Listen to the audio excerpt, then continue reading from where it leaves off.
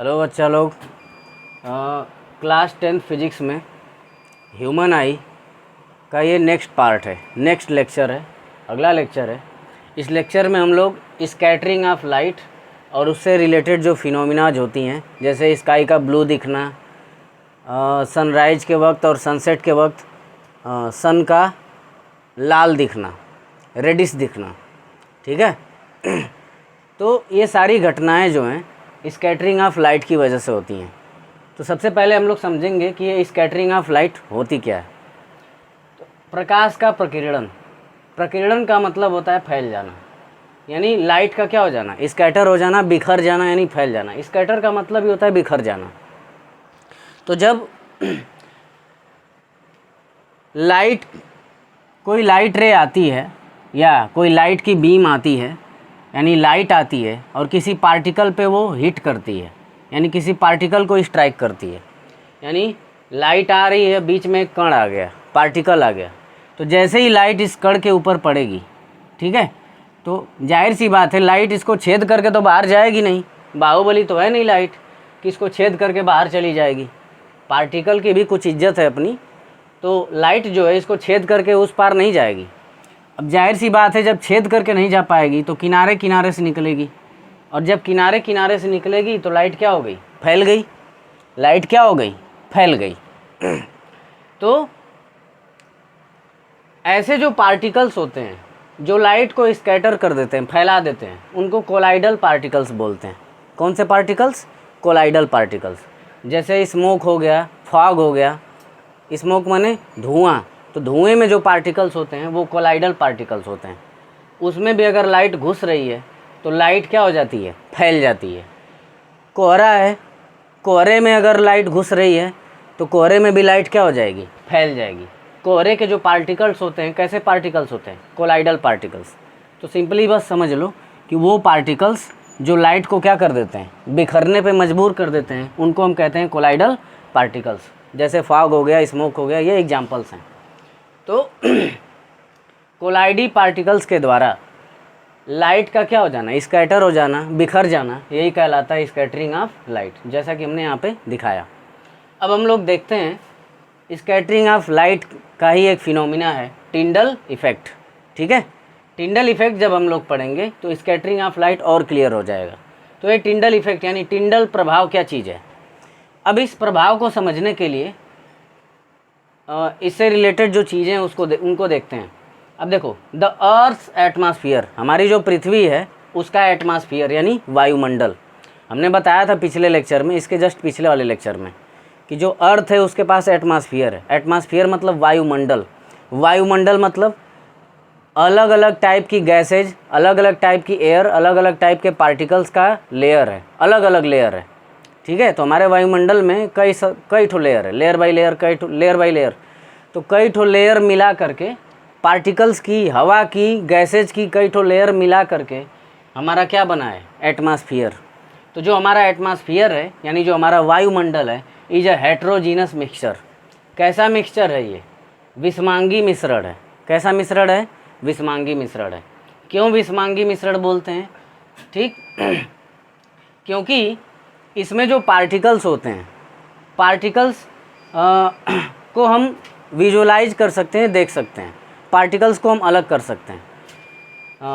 Homogeneous mixture में क्या होता है, जैसे कि चीनी और पानी का घोल, हम पता नहीं लगा पाते हैं कि चीनी में अगर पानी मिक्स हो गई, घुल गई, तो हम पता नहीं लगा पाएंगे कि कहाँ चीनी है कहाँ पानी है, ठीक है। वो दोनों एक दूसरे में इस तरह से मिक्स हो जाएंगे कि हर जगह चीनी चीनी, हर जगह पानी पानी, ठीक है।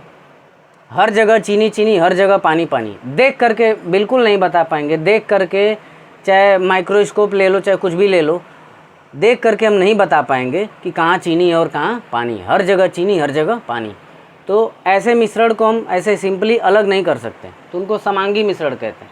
लेकिन जो हेट्रोजीनस मिक्सचर होते हैं, जैसे एक तरफ नमक हो गया और एक तरफ चीनी हो गया, दोनों को मिला दिए, तो चीनी को अलग से पहचान लेंगे, नमक को भी अलग से पहचान लेंगे। तो ये दोनों कैसे मिश्रण है, हेट्रोजीनस मिक्सचर यानी विषमांगी मिश्रण। तो जो हमारा एटमॉस्फेयर है यानी गैसेज की, एटमॉस्फेयर का मतलब विभिन्न प्रकार की गैसों की लेयर, विभिन्न प्रकार की गैसों की विभिन्न विभिन्न लेयर, वेरियस लेयर्स। एक लेयर, कुछ गैसेज हैं भारी होती हैं तो उनकी लेयर नीचे होती है, कुछ गैसेज उनसे हल्की होती हैं तो उनकी लेयर थोड़ी ऊपर होती है, कुछ गैसेज उनसे हल्की होती हैं तो उनकी लेयर थोड़ी ऊपर होती है।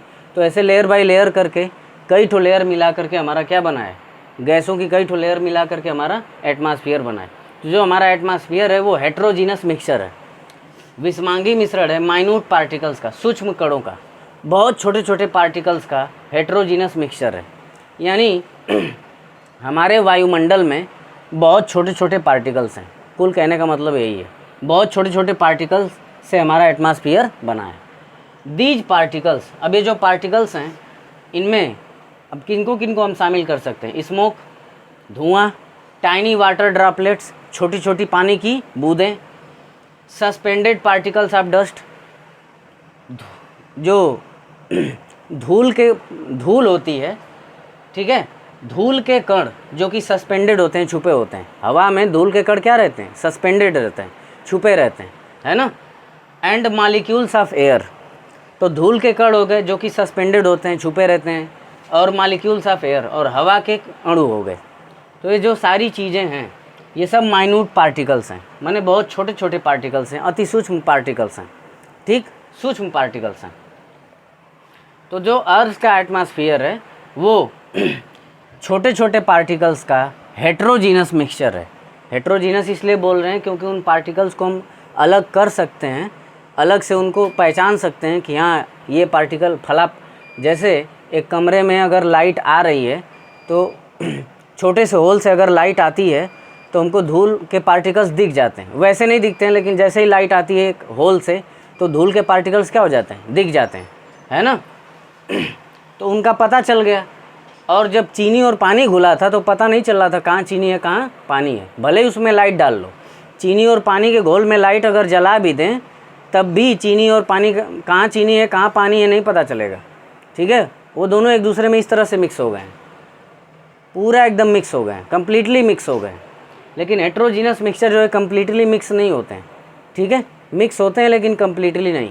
तो इनको अलग रूप से देखा जा सकता है, अलग किया जा सकता है।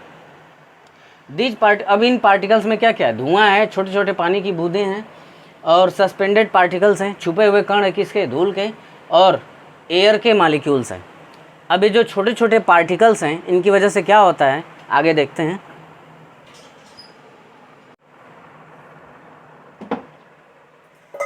तो अभी हम लोगों ने देखा कि जो हमारा एटमॉस्फेयर है अर्थ का, ठीक है, वो माइन्यूट पार्टिकल्स का मिक्सचर है, ठीक, यानी उसमें बहुत सारे छोटे छोटे पार्टिकल्स हैं, कहीं स्मोक है, कहीं फॉग है, कहीं वाटर की ड्रॉपलेट्स हैं, कहीं धूल के कण हैं, कहीं हवा के अणु हैं, ठीक है।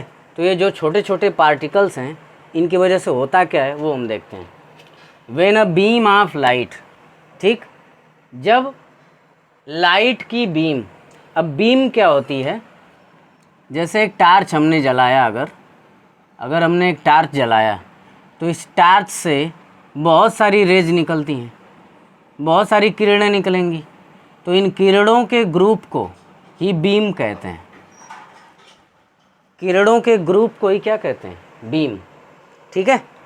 तो जब बीम ऑफ लाइट, तो जब लाइट की बीम चलती है और स्ट्राइक करती है, ठीक है, सच फाइन पार्टिकल्स, यानी जब बहुत सारी लाइट रेज आती हैं और पार्टिकल्स को स्ट्राइक करती हैं तो होता क्या है, the path of the beam becomes visible.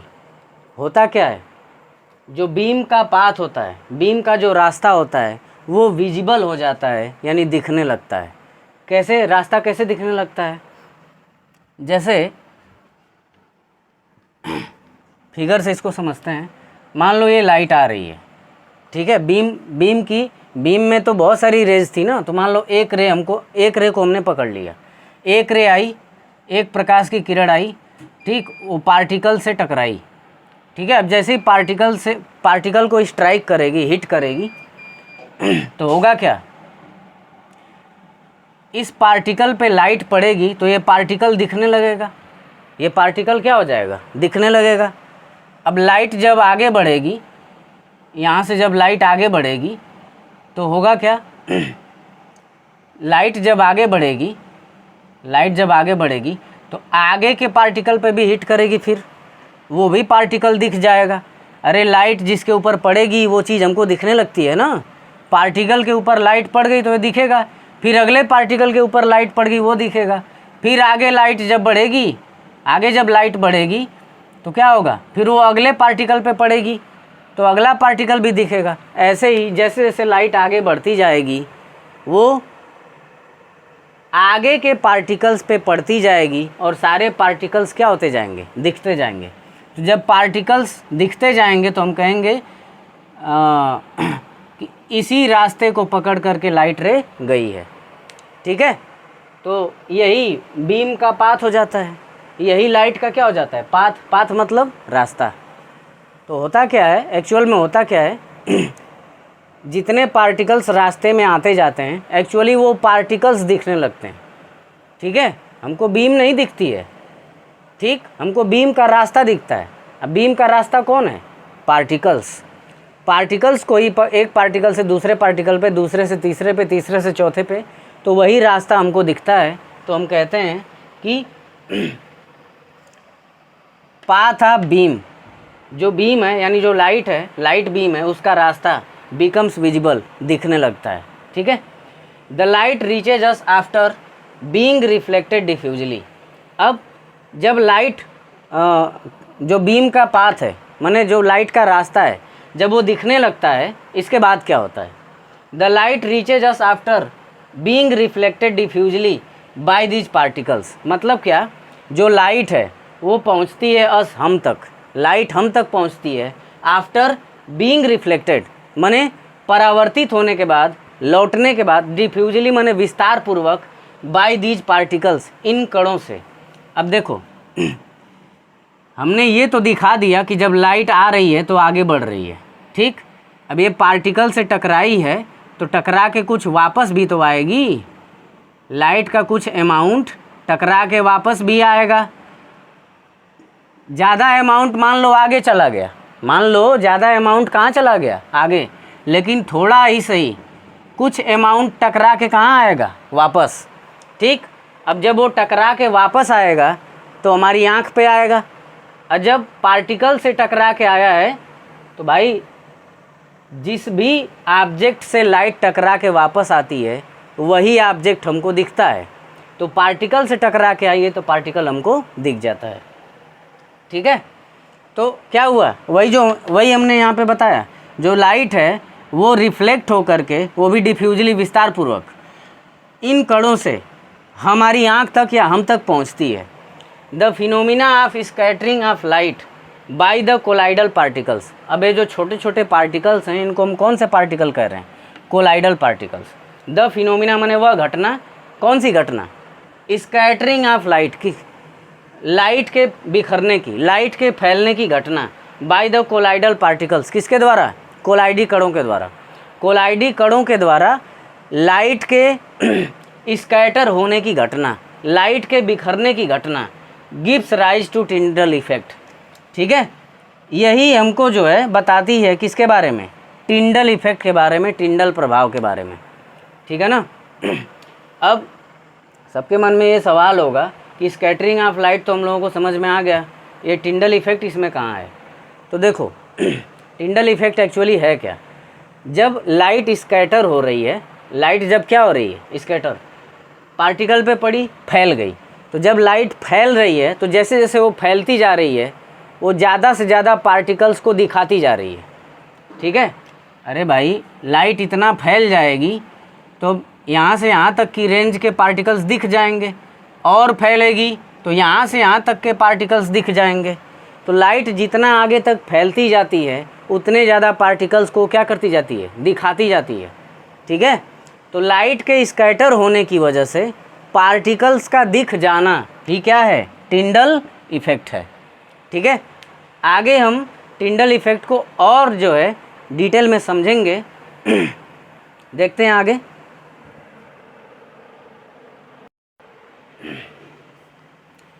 तो अभी हम लोगों ने टिंडल इफेक्ट के बारे में देखा, ये स्कैटरिंग ऑफ लाइट के थ्रू होने वाली घटना है। लाइट जब स्कैटर होती जाती है तो हमने अभी अभी बताया कि जैसे जैसे लाइट स्कैटर होती जाती है उस रेंज के जितनी दूर फैलेगी उतने दूर के पार्टिकल्स विजिबल हो जाएंगे। इतना गैप है तो इस गैप के पार्टिकल्स विजिबल, इतने यहाँ से यहाँ तक के पार्टिकल्स विजिबल, फिर और आगे फैलेगी तो वहाँ से वहाँ तक के पार्टिकल्स विजिबल। ठीक है। तो जैसे जैसे लाइट स्कैटर होती जा रही है वैसे वैसे पार्टिकल्स विजिबल होते जा रहे हैं और इसी घटना को हम क्या कह रहे हैं, टिंडल इफेक्ट। अब इस घटना को और कहाँ कहाँ हम देख सकते हैं, देखते हैं। दिस फिनोमिनन इज सीन, यह घटना जो है देखी जा सकती है। When a fine beam, fine beam का मतलब बहुत पतली सी बीम, बहुत पतली सी बीम, ठीक है, आप सनलाइट, किसकी, सनलाइट की, ठीक है, इंटर्स अ स्मोक फील्ड रूम, बहुत पतली सी बीम सनलाइट की इंटर करती हो, घुस रही हो किसमें, स्मोक फील्ड रूम, धुएं से भरे कमरे में, ठीक है। तो एक होल है, उस होल से धुएं भरे कमरे में सनलाइट इंटर कर रही है। कमरे में क्या है, धुआं ही धुआं है, कमरे में धुआं फैला दो एकदम, और सनलाइट जो है एक होल से एंट्री ले रही है। अब जैसे ही सनलाइट की एंट्री होगी, हीरो की एंट्री हो गई सनलाइट की, दस scattering of light makes the particles visible. तो होता क्या है, स्कैटरिंग ऑफ लाइट, लाइट की स्कैटरिंग हो जाती है। कैसे, जो धुएं के पार्टिकल्स होते हैं, पार्टिकल्स, जो धुएं के पार्टिकल्स होते हैं, एक पार्टिकल, दो पार्टिकल, तीन पार्टिकल, चार पार्टिकल, पांच, ऐसे बहुत सारे पार्टिकल्स होंगे धुएं के, उन पे जब बीम पड़ेगी तो क्या होगा, फैलेगी, आगे पड़ेगी उधर भी फैलेगी, आगे पड़ेगी उधर भी फैलेगी। मतलब क्या, धुएं के जितने पार्टिकल्स हैं कमरे में, और जिस जिस पार्टिकल पे लाइट की बीम पड़ेगी, वो पार्टिकल लाइट बीम को क्या करता रहेगा, फैलाता रहेगा। इस तरह से लाइट जो है फैलती जाएगी, फैलती जाएगी, फैलती जाएगी, ठीक। और जब लाइट फैलती जाएगी तो हमने बताया कि मान लो इतना फैली तो यहाँ से यहाँ तक के पार्टिकल दिख जाएंगे, इतना फैली तो इतनी दूर इस रेंज के पार्टिकल्स दिख जाएंगे, इतना फैली तो इस रेंज के और फैलेगी ना। जो मान लो खिड़की से ही लाइट आती है तो धीरे धीरे क्या होती जाती है, फैलती जाती है, और जब धीरे धीरे फैलती जाती है तो सारे पार्टिकल्स क्या होते जाते हैं, विजिबल होते जाते हैं। एक्चुअली होता क्या है, पार्टिकल्स के ऊपर लाइट पड़ती है इसलिए पार्टिकल्स दिखने लगते हैं, और वो पार्टिकल्स ही लाइट को क्या कर देते हैं, फैला देते हैं। तो ये हुआ। अब आगे और एक घटना है, देखते हैं, वो भी टिंडल इफेक्ट से ही रिलेटेड है।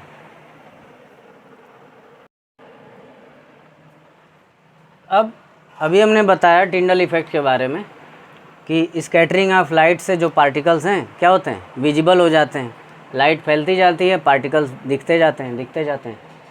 और अभी एक धुएं भरे कमरे में जब एक छोटे से होल से सनलाइट आ रही थी तो उसमें भी लाइट फैलती गई और धुएं के पार्टिकल्स क्या होते गए, विजिबल होते गए। अब ऐसी ही टिंडल इफेक्ट की एक और घटना है। टिंडल इफेक्ट एक और जगह देखा जाता है। This effect can also be observed, इस इफेक्ट को देखा जा सकता है when sunlight Passage through a canopy, जब जो सनलाइट होती है यानी सन की लाइट, सूर्य का प्रकाश पासेज गुजरता है थ्रू अ कैनोपी, झुंड से, किसके झुंड से, ऑफ अ डेंस फॉरेस्ट। तो जो पेड़ों का झुंड होता है उसको कैनोपी बोलते हैं, ऑफ ए डेंस फॉरेस्ट, ठीक है, घने जंगल। तो घना जंगल है, ठीक है, घना जंगल है, तो जब घना जंगल है तो पेड़ बहुत पास पास होंगे, एक दूसरे के पास पास होंगे, यानी उनके बीच गैप बहुत कम होगा, ठीक है उनके बीच गैप बहुत कम होगा, गैप ज़्यादा नहीं होगा। अगर गैप बहुत ज़्यादा रहता तो ये इफेक्ट देखने को मिलता ही नहीं, ठीक है अगर गैप बहुत ज़्यादा रहता तो ये इफेक्ट हमको देखने को नहीं मिलता। ये इफेक्ट हमको कब देखने को मिलता है, जब जो बीम होती है वो बहुत पतली होती है और जिस जगह से ये आ रही होती है वो गैप, वो होल बहुत क्या हो, छोटा हो, तब हमको देखने को ऐसा मिलता है। तो होता क्या है, जो कैनोपी होती है घने जंगल की, माने घने जंगल में जो पेड़ों का झुंड है वो बहुत पास पास होता है, तो उनके बीच गैप बहुत कम होता है, बीच गैप बहुत कम होता है, ठीक। अब उस गैप में क्या होती हैं, छोटी छोटी पानी की बूंदें होती हैं, उस गैप में छोटी छोटी पानी की बूंदें होती हैं, अब ये छोटी छोटी पानी की बूंदें कहाँ से आ गई? जाहिर सी बात है, इवेपोरेशन जब होता है, ठीक है, जब इवेपोरेशन होगा, वाष्पन जब होगा, तो जितने भी पेड़ हैं सारे ग्रीन प्लांट्स होते हैं, तो पेड़ों की जड़ें क्या करती हैं? नीचे से पानी खींच करके ऊपर तक पहुंचाती हैं। अब ऊपर से होता क्या है पानी का इवेपोरेशन होता है, वाष्पन होने लगता है, तो वही पानी की छोटी छोटी बूंदें वाष्पित हो करके उन पेड़ों के झुंड के बीच में जो हल्का हल्का गैप है उसमें वो पानी की बूंदें फंसी रहती हैं, ठीक। और उन्हीं पानी की बूंदों से, ठीक है, उन्हीं पानी की बूंदों पे ठीक है, सनलाइट टकराती है। और जब सनलाइट टकराती है, क्योंकि जगह बहुत, हमने बताया ना, दो पेड़ों के बीच जगह बहुत क्या है, कम है, और उसी जगह में क्या है, वाटर की ड्रॉपलेट्स टकराएंगी, तो वहाँ भी लाइट क्या हो जाएगी, फैल जाएगी। और जब लाइट फैल जाएगी तो उसके आगे के पार्टिकल्स, इतनी दूर फैल गई तो इतने दूर के पार्टिकल्स, यहाँ से यहाँ तक के पार्टिकल जितने आएंगे यहाँ से यहाँ तक सब दिख जाएंगे। फिर और आगे फैलेगी, ठीक, तो यहाँ से यहाँ तक जितने आएंगे सब दिख जाएंगे, सारे पार्टिकल्स दिख जाएंगे। तो स्कैटरिंग ऑफ लाइट और टिंडल इफेक्ट, इन दोनों के बारे में हम लोगों ने क्या समझा? यही समझा कि जो लाइट है वो बहुत छोटे छोटे अगर पार्टिकल्स होते हैं, जिनको कोलाइडल पार्टिकल्स भी बोलते हैं, तो बहुत छोटे छोटे अगर पार्टिकल्स हैं तो उन पे जब लाइट हिट करती है, स्ट्राइक करती है, तो बिखर जाती है, फैल जाती है, और इस घटना को हम क्या कहते हैं? Scattering of light. फिर हमने बताया कि जब लाइट स्कैटर होती है, तो जिन जिन पार्टिकल्स पे पड़ती है स्कैटर हो करके, वो सारे पार्टिकल्स विजिबल हो जाते हैं। तो लाइट के स्कैटर होने से पार्टिकल्स का दिखना, ये क्या होता है? टिंडल इफेक्ट, ठीक। और टिंडल इफेक्ट में वो धुएं वाला एग्जाम्पल हम लोगों ने देखा, ये कैनोपी वाला एग्जाम्पल हम लोगों ने देखा, है ना। तो अब आगे जो है स्कैटरिंग ऑफ लाइट, यानी या फिर कह लो कि टिंडल इफेक्ट के बारे में और चीज़ों को हम लोग देखते हैं। टिंडल इफेक्ट तो क्लियर ही हो गया होगा। स्कैटरिंग ऑफ लाइट का और भी कुछ है, उसको देखते हैं। अब स्कैटरिंग ऑफ लाइट में या कह लो टिंडल इफेक्ट में आगे की चीज़ों को देखते हैं हम लोग। ये क्या होता है, ये क्या होता है, ये तो हम समझ ही गए। इसमें कुछ और चीज़ें उनको भी देख लेते हैं। कलर का कंसेप्ट है, ठीक है। कलर का कंसेप्ट से याद आया कि याद आ जाना चाहिए आप लोगों को, विबग्योर हमने पढ़ाया था। VIBGYOR, violet, indigo, blue, green, yellow, orange, red, ये हमने पढ़ाया था प्रिज्म वाले लेक्चर में, ठीक है। प्रिज्म वाले लेक्चर में ये चीज़ हमने पढ़ाया था कि जो लाल कलर होता है, लाल हुआ, ऑरेंज हुआ, येलो हुआ, इनकी वेवलेंथ ज़्यादा होती है। इनकी वेवलेंथ क्या होती है? ज़्यादा होती है। WL, वेव, L माने लेंथ। और वहीं पे जो वायलेट, इंडिगो, ब्लू, ग्रीन ये सब हैं, इनकी वेवलेंथ कम होती है और इनकी वेवलेंथ क्या होती है? ज़्यादा। तो हम लोगों ने क्या देखा था उसमें? हमने बताया था कि जैसे ही वायलेट से रेड की तरफ मूव करते हैं, वेवलेंथ बढ़ने लगती है। वेवलेंथ क्या होने लगती है? बढ़ने लगती है, ठीक है। और वायलेट से रेड की तरफ जाते वक्त रिफ्रैक्शन घटने लगता है, यानी रिफ्रैक्टिव इंडेक्स घटने लगता है। मतलब क्या कहने का कि वायलेट सबसे ज़्यादा बेंड होती है, यानी इसका रिफ्रैक्शन सबसे ज़्यादा होता है। इससे कम इंडिगो का होता है, इंडिगो से कम ब्लू का होता है, ब्लू से कम ग्रीन का होता है क्या? रिफ्रैक्शन। और ग्रीन से कम येलो का होता है रिफ्रैक्शन, येलो से कम ऑरेंज का होता है रिफ्रैक्शन, और सबसे कम रिफ्रैक्शन किसका होता है? रेड का होता है। जिसकी वेवलेंथ ज़्यादा होती है उसका रिफ्रैक्शन कम होता है, माने वो बेंड कम होती है। और जिसकी वेवलेंथ कम होती है उसका रिफ्रैक्शन ज़्यादा होता है, यानी वो बेंड ज़्यादा होती है। ये चीज़ हमने उधर पढ़ाया था। तो अगर वो लेक्चर नहीं देखा है तो जा करके देख सकते हैं, ठीक है। वैसे यहाँ भी थोड़ा बहुत हमने बता ही दिया। और वेवलेंथ क्या होती है? जैसे कोई भी लाइट है तो उसको वेव ही समझो। वेव मतलब हलचल। तो लाइट जो है क्या हलचल मचाते हुए ही आती है, तो वो खुद भी एक हलचल है, वेव है। तो वेव कितना चल पा रही है, कितनी दूर तक ट्रेवल कर पा रही है, उसकी क्या होती है, वेवलेंथ। ठीक है, कितना लेंथ कवर करती है, कितनी लंबाई कवर करती है कोई वेव, वो उसकी क्या होती है, वेवलेंथ। तो जाहिर सी बात है जो कम बेंड होगी वो ज़्यादा लेंथ कवर करेगी। जैसे समझाते हैं यहाँ पे मान लो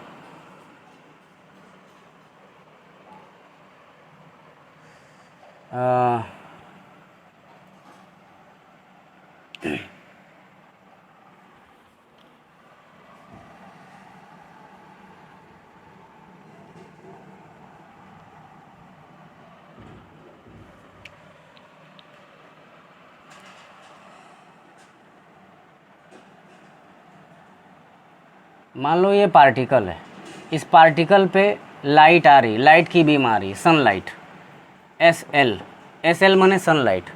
अब जो सनलाइट होती है वो वाइट लाइट होती है, वाइट लाइट मतलब श्वेत प्रकाश। ठीक है, सनलाइट को वाइट लाइट भी बोलते हैं। तो जब सनलाइट आती है तो वाइट लाइट होती है, मतलब उसमें 7 कलर्स होते हैं, यही 7 कलर्स होते हैं। सनलाइट इन 7 कलर्स का कम्बिनेसन है। जो सनलाइट है इन 7 कलर्स का क्या है, कम्बिनेसन है, पीछे पढ़ाए हैं।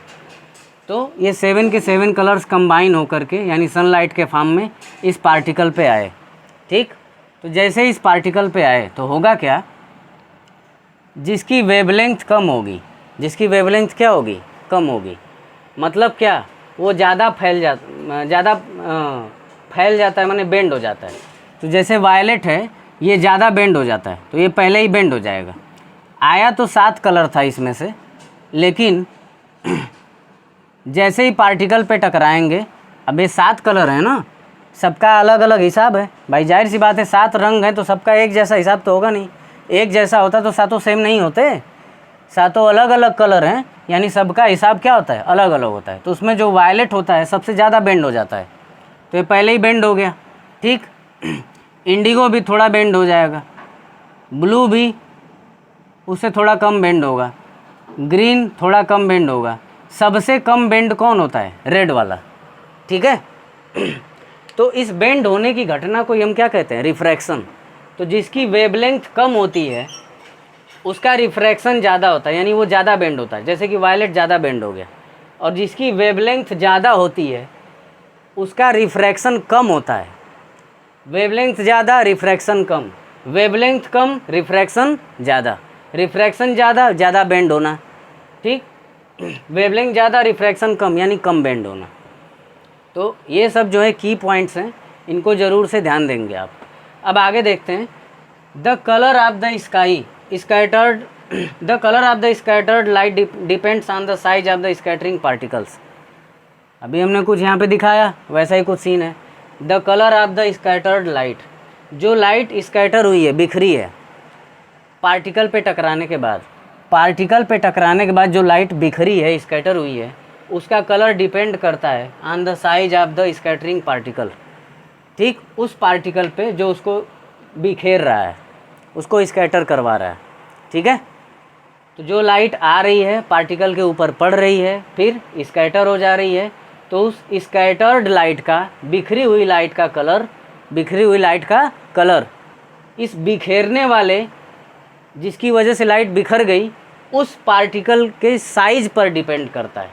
ठीक है, अब आगे देखो, वेरी फाइन पार्टिकल्स, अगर बहुत छोटे कण हैं, स्कैटर मेनली ब्लू लाइट, अगर बहुत छोटे कण हैं तो ये किसको फैलाते हैं, मेनली ब्लू लाइट को फैलाते हैं। ये किसको स्कैटर करते हैं, ब्लू लाइट को। ठीक है, ये ब्लू लाइट को स्कैटर करते हैं। अब ऐसा क्यों होता है, देखो, जो वायलेट है और इंडिगो है ये तो बहुत ज़्यादा फैल जाते हैं, जो बहुत ज़्यादा फैल जाएगा पहले ही वो आगे तक नहीं जा पाएगा, है ना। अरे भाई, इनकी इंटेंसिटी होगी ना, ये जो वायलेट है, वायलेट जो फैल गया, इसकी इंटेंसिटी होगी ना। तो जब ये इधर की तरफ मुड़ गया, मुंह फुला के इधर की तरफ मुड़ गया, तो होगा क्या, कुछ दूर तक जाएगा, इधर कुछ दूर तक जाएगा, आगे तो नहीं जा पाएगा। अब तो इसका रास्ता इधर हो गया, ये इधर आ रही है, ये उधर जा रही है, तो वायलेट पहले ही बहुत ज़्यादा फैल गया।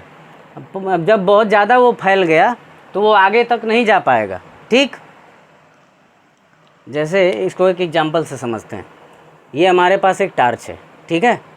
अब इस टार्च में से एकदम पतली सी बीम निकल रही है, ठीक। तो जब पतली सी बीम निकल रही है तो बीम दूर तक जाएगी। वो बीम कहाँ तक जाएगी? दूर तक जाएगी। और अगर इसी टार्च से लाइट जो है ऐसे निकल रही है, ऐसे फैल करके, ऐसे निकल रही है फैल करके, लाइट अगर पहले ही फैल गई, इस टार्च से लाइट निकली, फैल गई पहले ही, तो फैल गई तो ज़्यादा दूर तक नहीं जा पाएगी, है ना। और अगर लाइट से पतली बीम निकल रही है, फैली नहीं, तो यही लाइट कहाँ तक जाएगी? दूर तक जाएगी। तो वही चीज़ यहाँ हम समझा रहे थे। तो जो वायलेट और इंडिगो होते हैं वो पहले ही बहुत फैल जाते हैं, तो आगे तक दूर तक नहीं जा पाते, इधर उधर हो गए, इधर उधर हो गई है, आगे तक नहीं जा पाते हैं। हाँ, ब्लू आगे तक जाती है, ब्लू आगे तक जाती है, लेकिन वो भी थोड़ा सा जाती, क्योंकि उसका इंडिगो के बाद ब्लू का नंबर है ना, तो ब्लू भी तो बेंड हुई है। तो ज़रा देखो, वायलेट उधर निकल गई, इधर निकल गई, है ना। इंडिगो उधर निकल गया, इधर निकल गया, ब्लू इधर निकला, इधर निकला। अब अगर देखा जाए तो सबसे ज़्यादा वायलेट फैला है, ये आगे तक नहीं जा पाएगा, इंडिगो भी उतना आगे तक नहीं जा पाएगा, ब्लू थोड़ा बहुत आगे तक जाएगा। तो ब्लू कलर ही क्या होगा? स्कैटर होगा। और ये स्कैटर होने का मतलब वही दिखेगा, ये दोनों हम लोगों को नहीं दिखेंगे, ठीक है। अब आगे देखते हैं। While particles of larger size, लेकिन जो बड़े साइज के पार्टिकल्स होते हैं scatter light of longer wavelength. अगर बड़े साइज का पार्टिकल आ गया तो वो स्कैटर करते हैं लॉन्गर वेवलेंथ की लाइट को, ठीक है। लॉन्गर वेवलेंथ की लाइट कौन है? येलो है, ऑरेंज है और रेड है। तो या तो येलो या तो ऑरेंज या तो रेड को ये बिखेरते हैं, ठीक। तो छोटे पार्टिकल्स ब्लू कलर को बिखेरते हैं और बड़े पार्टिकल्स किसको बिखेरते हैं? येलो, ऑरेंज या रेड में से किसी को, ठीक है। ज़्यादा वेवलेंथ वाली लाइट को ये क्या करते हैं? बिखेरते हैं। अब आगे देखते हैं। If the size of scattering particles is large enough, अगर स्कैटरिंग पार्टिकल की साइज बहुत बड़ी है, ठीक है। एक में तो बहुत छोटा था, एक में बड़ा था, ठीक है। लार्जर था, बड़ा था। अब एक में क्या आ जाए? लार्ज इनफ, बहुत बड़ी अगर आ जाए, देन द स्कैटर्ड लाइट में इवन अपीयर वाइट। तो जो स्कैटर्ड लाइट है वो कैसी दिखेगी? वाइट दिखेगी। वो लाइट कैसी दिखेगी? वाइट दिखेगी। अब इन तीनों घटनाओं को समझ लेते हैं। एक घटना तो समझ में आ गई कि ब्लू कैसे दिखता है। वायलेट वाला फैल गया, इंडिगो वाला फैल गया, ये दोनों नहीं दिखते हैं, पहले ही फैल गए, आगे तक नहीं जा पाते। ब्लू थोड़ा बहुत आगे तक जाता है तो ये दिखता है हमको। तो जो छोटे पार्टिकल्स होते हैं वो ब्लू कलर को स्कैटर करते हैं। अगर यहीं पे थोड़े बड़े पार्टिकल्स ले लें, ये छोटा था, इससे बड़ा पार्टिकल अगर हमने ले लिया तो क्या होगा? जो लाइट बीम आएगी, ठीक, जो लाइट आएगी सन से लाइट आएगी, क्या होगा?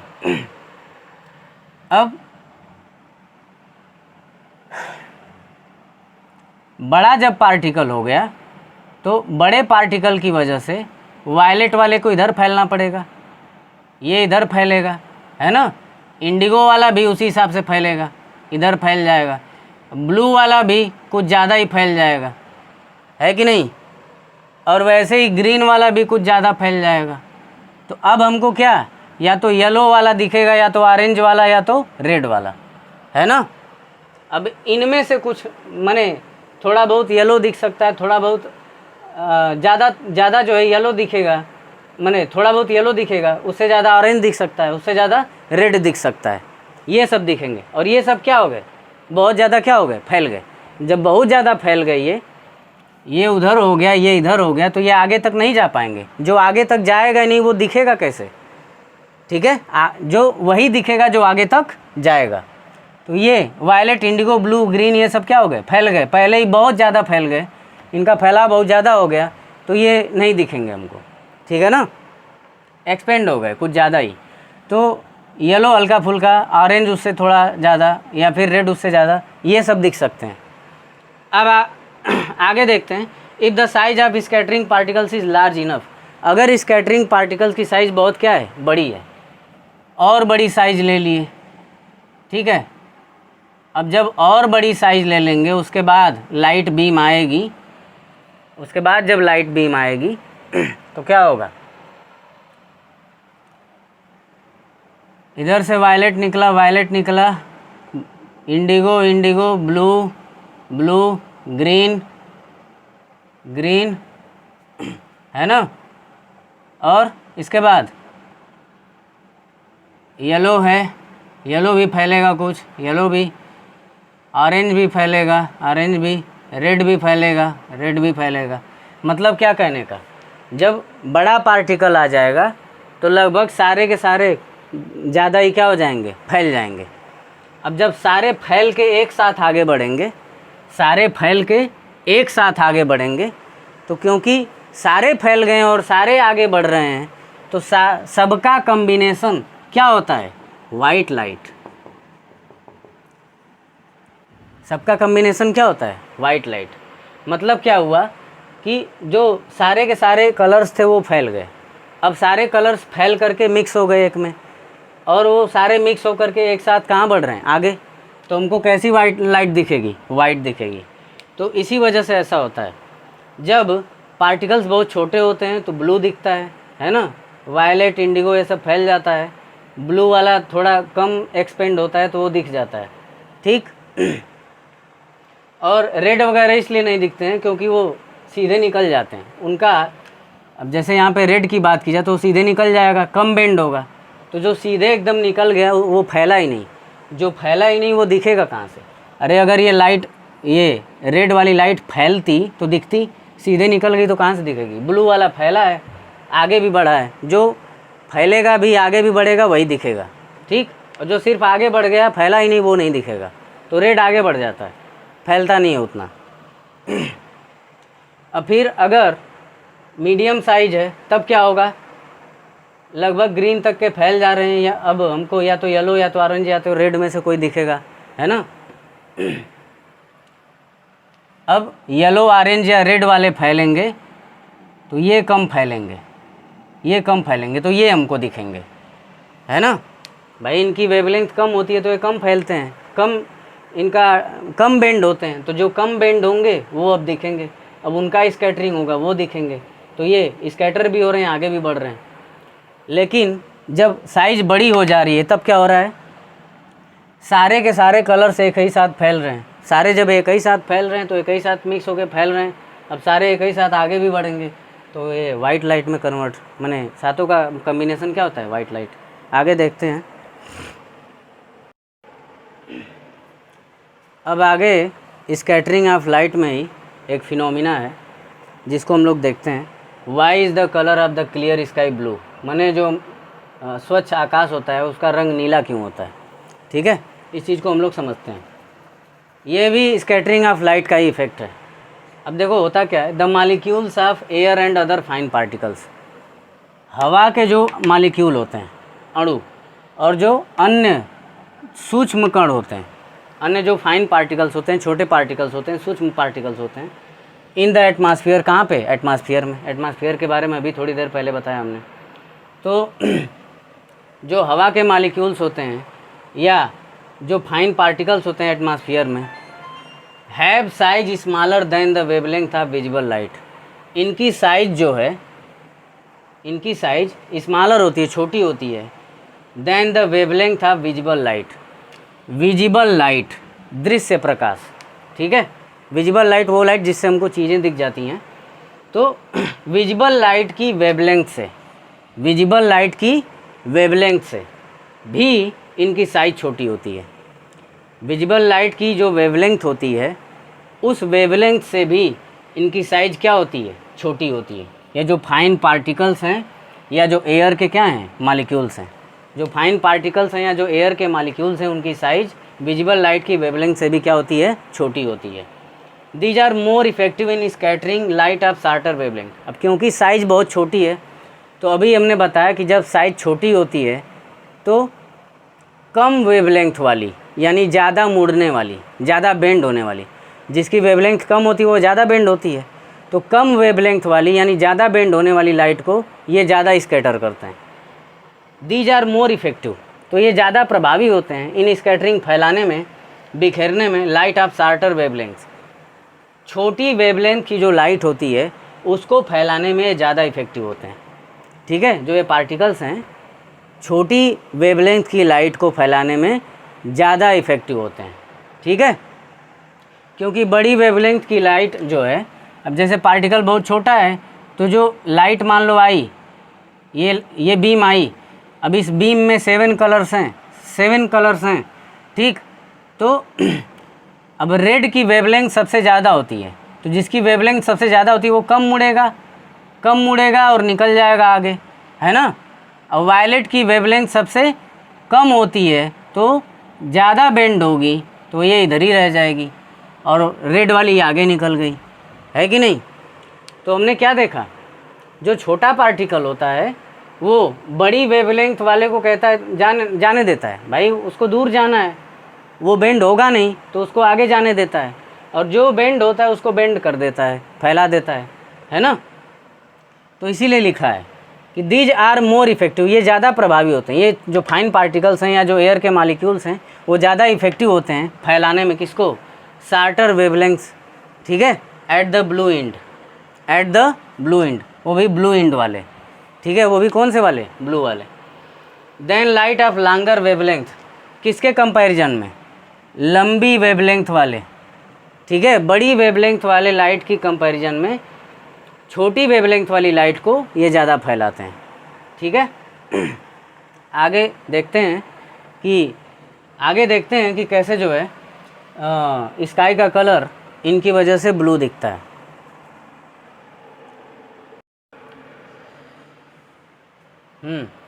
तो स्काई का कलर ब्लू क्यों दिखता है, इसमें अभी तक हम लोगों ने क्या देखा, मालिक्यूल्स थे, एयर के जो मालिक्यूल्स थे या फाइन पार्टिकल्स थे। ठीक है, तो हमने देखा कि वो छोटी वेवलेंथ वालों को ज़्यादा फैलाते हैं, बड़ी वेवलेंथ को आगे निकल जाने देते हैं। भाई जाहिर सी बात है, बड़ी वेवलेंथ की लाइट है तो कम बेंड होगी तो वो आगे निकल जाएगी, दूर तक चली जाएगी, और इनकी जो छोटी वेवलेंथ होती है ये ज़्यादा बेंड होती हैं तो वही फैलेंगी।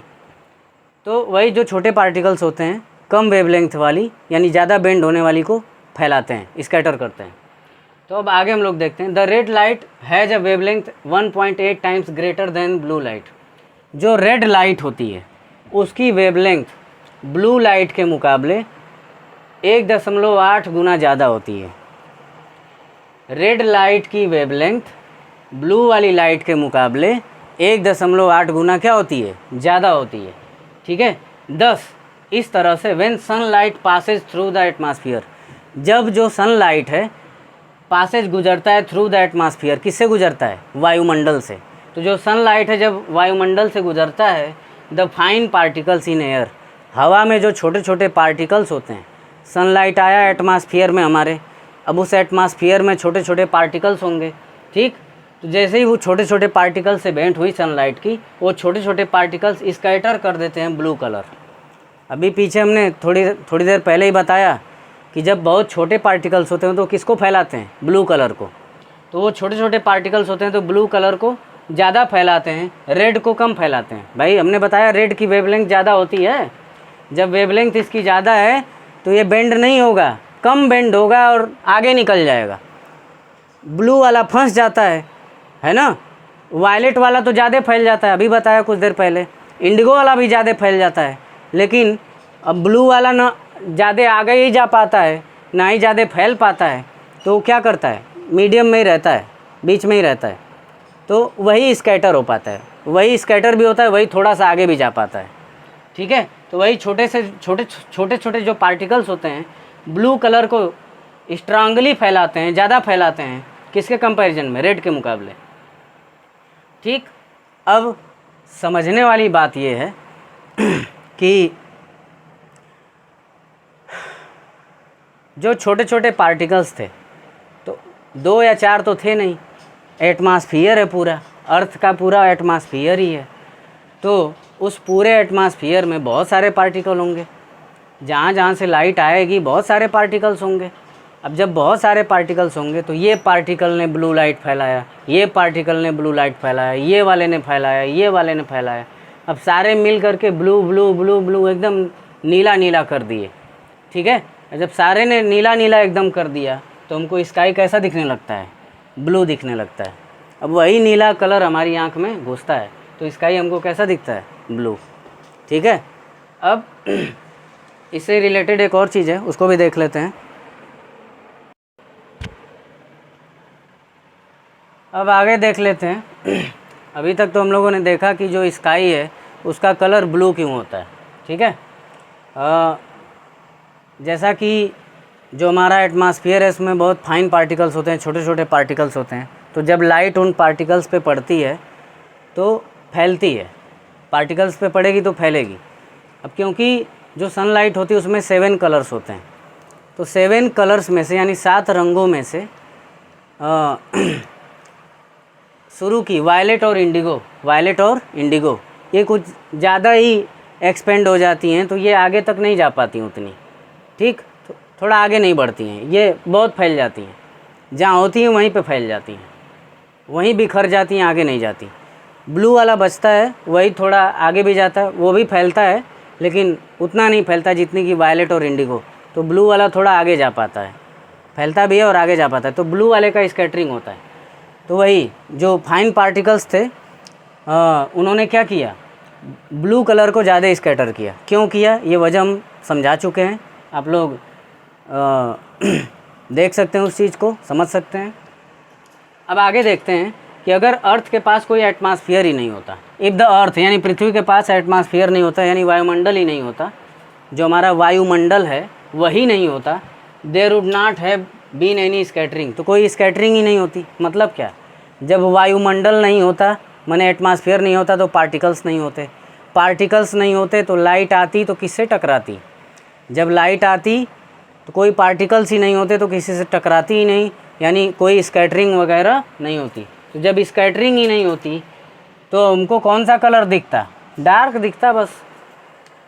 The sky appears dark to the passengers, तो जब स्कैटरिंग ही नहीं होगी, एटमॉस्फेयर ही नहीं होगा, स्कैटरिंग नहीं होगी माने एटमॉस्फेयर नहीं होगा, पार्टिकल्स नहीं होंगे, स्कैटरिंग नहीं होगी, तो कैसा दिखेगा, डार्क दिखेगा।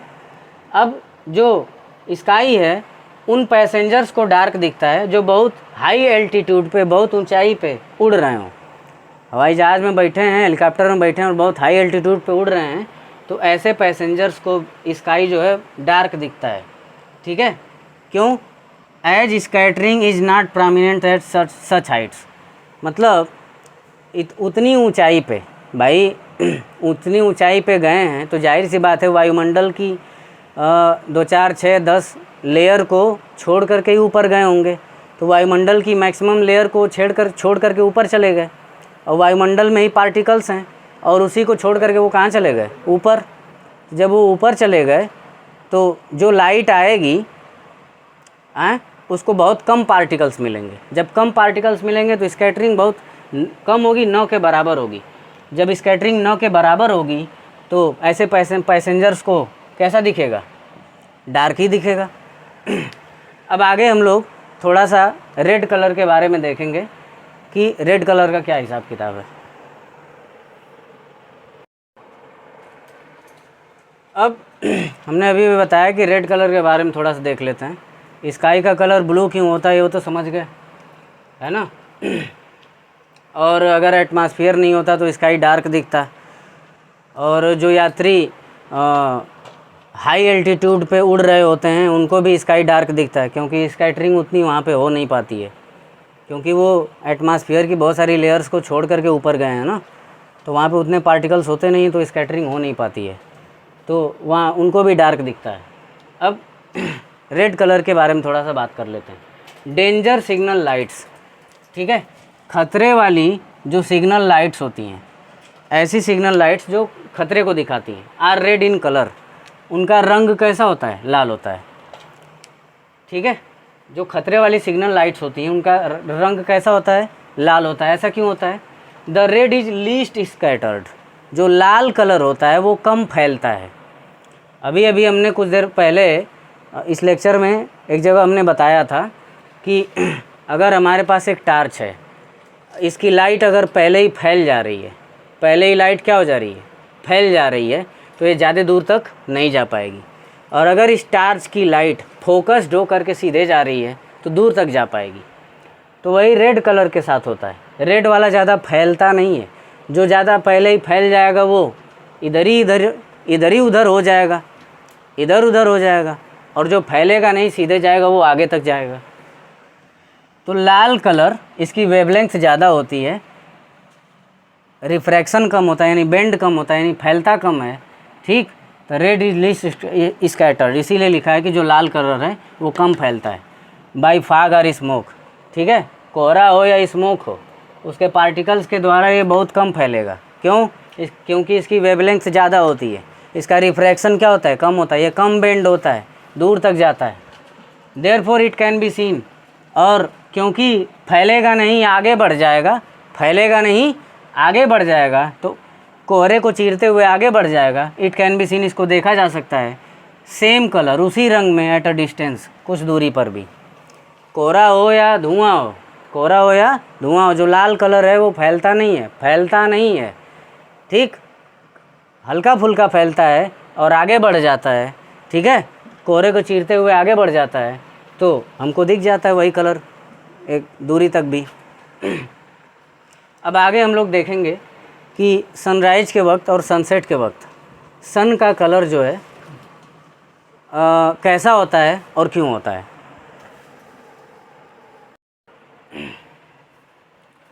हाँ, तो अब देखते हैं कि सन का कलर उगते वक्त और डूबते वक्त कैसा होता है और वैसा क्यों होता है, ठीक है। तो दो कंडीशन है इसमें। पहली कंडीशन ये है जिसमें सन जो है हमारे ऊपर होगा। सन कहाँ होगा? हमारे ऊपर होगा, ठीक, माने एकदम ऊपर। दोपहर के वक्त की बात करेंगे, और एक सुबह की वक्त की बात करेंगे या फिर शाम के वक्त की बात करेंगे, ठीक है। तो दो कंडीशन है, एक दोपहर की कंडीशन है और एक शाम की कंडीशन है। तो दोनों कंडीशन में अंतर क्या है वो समझ लें। दोपहर की कंडीशन में जो सन है हमारे सिर के ऊपर होता है, बिल्कुल कपार के ऊपर, ठीक है। लेकिन जब शाम के वक्त या सुबह के वक्त जब निकलता है या शाम के वक्त जब डूबता है तो होराइजन पे होता है। होराइजन का मतलब, होराइजन वो जगह है कहीं खुले मैदान में खड़े हो जाओ और दूर तक देखो। जब दूर तक देखोगे तो लगेगा, एक जगह पे लगेगा कि आकाश और पृथ्वी मिलते हुए दिखाई दे रहे हैं। तो जहाँ ऐसा लगता है कि आकाश और पृथ्वी मिलते हुए लग रहे हैं, उस जगह को हम होराइजन बोलते हैं, क्षितिज बोलते हैं, ठीक है। तो डूबते वक्त या उगते वक्त होराइजन पे होता है सन, और दोपहर के वक्त कहाँ होता है? एकदम सिर के ऊपर। वही दोनों कंडीशन के बारे में चर्चा करते हैं। Light from the sun overhead. अब जब सन हमारे सिर के ऊपर होता है, ठीक है, एट नून, कब? दोपहर को, तो उसको ट्रैवल करना पड़ता है शार्टर डिस्टेंस, कम दूरी चलनी पड़ती है, ठीक है। जब सन एकदम हमारे कपार के ऊपर होता है, सिर के ऊपर होता है, तो भाई सिर के ऊपर है तो सन और हमारे बीच की दूरी क्या होती है? कम होती है। लेकिन वही सन जब होराइजन पे हो जाता है डूबते वक्त या उगते वक्त की दूरी ज़्यादा होती है, वो दूरी ज़्यादा होती है। होराइजन वाली कंडीशन में दूरी ज़्यादा होती है, लेकिन जब सन दोपहर में हमारे सिर के ऊपर होता है तो दूरी क्या होती है? कम होती है। तो जब सन सर के ऊपर होता है तो उसकी लाइट को कम चलना पड़ता है, ठीक। द सन अपीयर्स वाइट, तो जो सन है वो वाइट दिखता है। ऐसा क्यों होता है?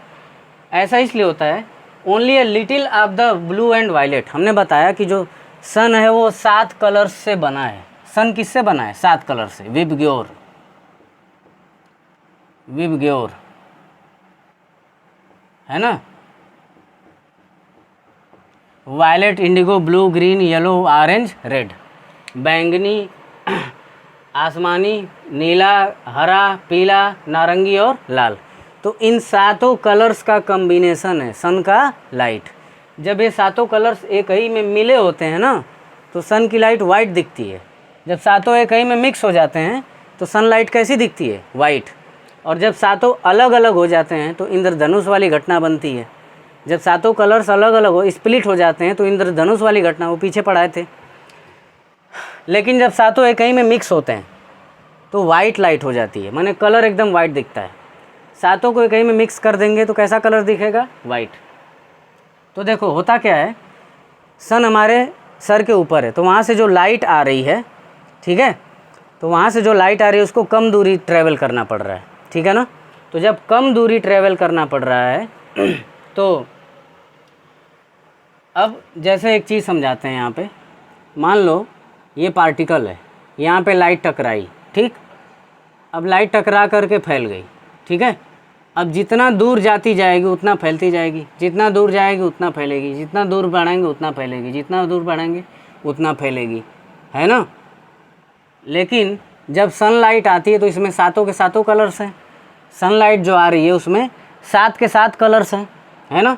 अब ये सातों के सातों कलर्स, अब ये सन है हमारे सिर के ऊपर है, तो इन सातों रंगों को कम चलना पड़ता है, सातों कलर्स को कम चलना पड़ता है।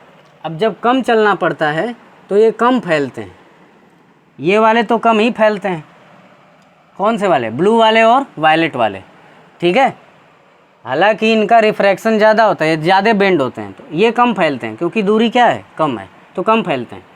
और जो रेड कलर वगैरह होंगे, येलो, ब्लू हुआ, ग्रीन हुआ, येलो हुआ, ऑरेंज हुआ, रेड हुआ, जब ये दोनों कम फैल रहे हैं तो ये तो और कम फैलेंगे क्योंकि इनकी वेवलेंथ ज़्यादा होती है।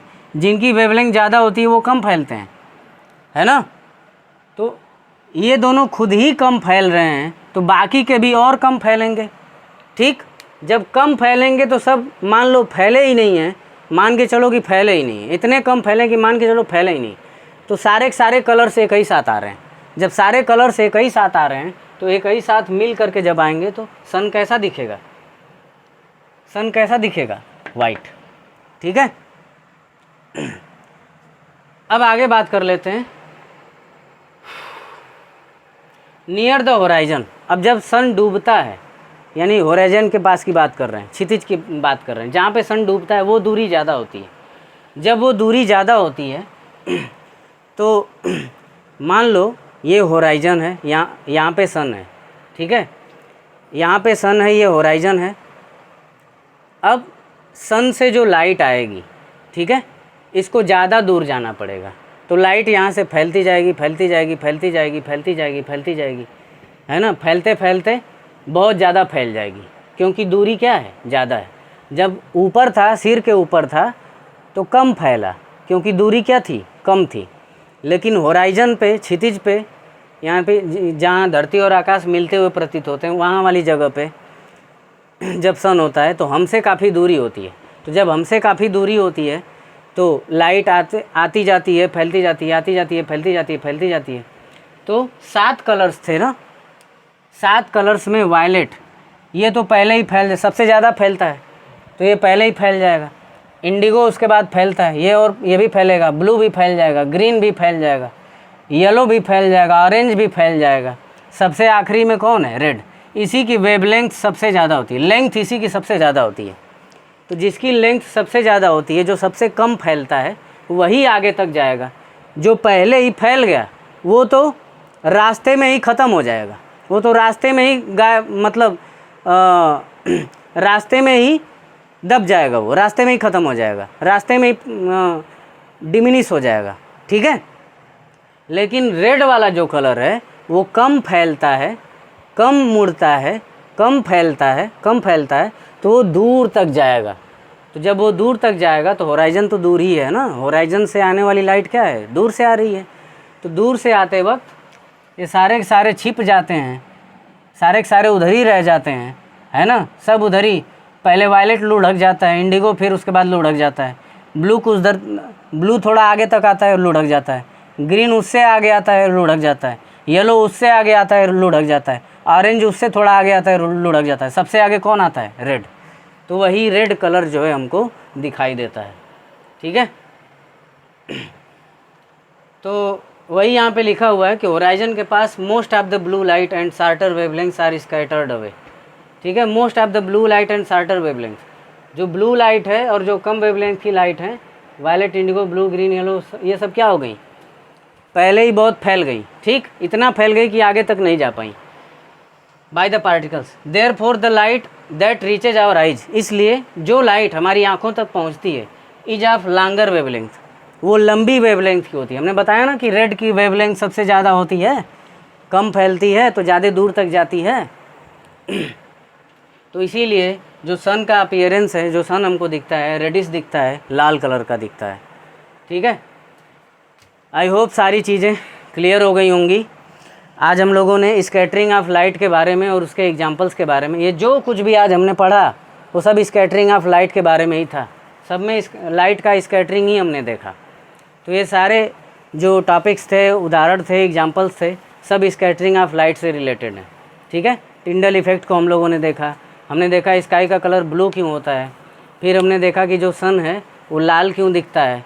ठीक है, और इसी में हमने देखा कि छोटे पार्टिकल्स कम वेवलेंथ वाली को ज़्यादा फैलाते हैं, है ना, और ज़्यादा वेवलेंथ वाली को नहीं फैलाते हैं।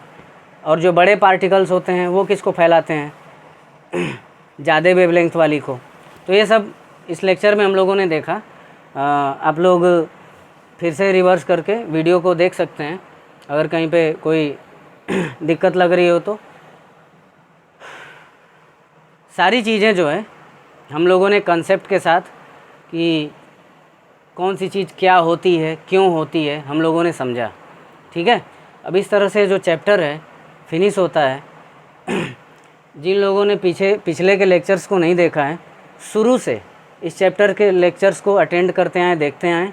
ठीक है, सारी चीज़ें बहुत अच्छे से क्लियर हो जाएंगी और ये चैप्टर गारंटी है कि बहुत मस्त तरीके से तैयार हो जाएगा। तो पढ़ते रहें, आगे बढ़ते रहें। आगे और नेक्स्ट चैप्टर हम लेकर के आएंगे साइंस से। तब तक के लिए बाय बाय।